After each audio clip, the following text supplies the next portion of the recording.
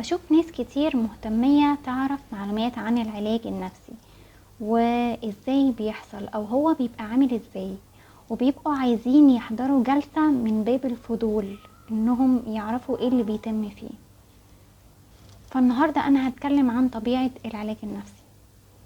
اهلا بيكم، انا نوران امين، اخصائية نفسية اكلينيكية، وده برنامج انت مش لوحدك. اولا، العلاج النفسي مش فضفضة ولا مجرد كلام وحكايات زي كلام الاصحاب كده، والمعالج مش شرط يبقى عارف كل حاجة عن العميل على قد ما بيبقى عارف معلومات عن المشكلة اللي عنده. العلاج عملية تعليم مهارات. في العلاج المعالج بيعلم العميل مهارات بتساعده في حياته، بتساعده انه يتعامل مع الضغوطات والأزمات اللي عدت عليه في حياته واللي هتعدي عليه في حياته.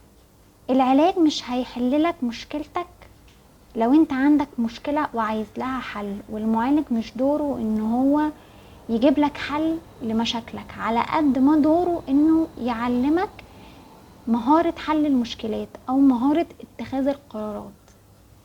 عشان احنا زي ما قلنا العلاج عملية تعليم مهارات، او بيريحك بانه بياخد لك قرار بالنيابة عنك لو انت متردد انك تاخد قرار معين او مش عارف تاخد قرار.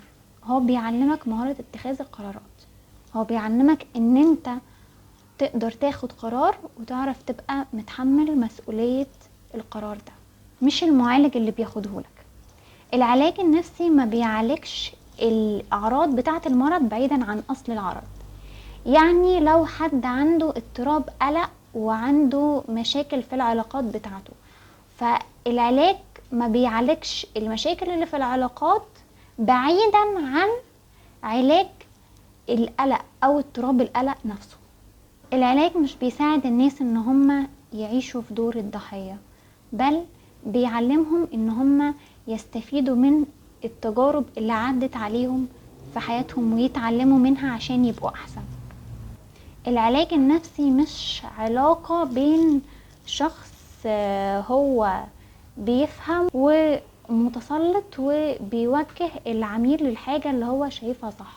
هو فيها ان المعالج بيعلم العميل المهارات اللي تساعده في حياته زي ما هي، من غير ما يتسلط برأيه عليه او من غير ما يوجه العميل لمعتقداته وتوجهاته هو الشخصية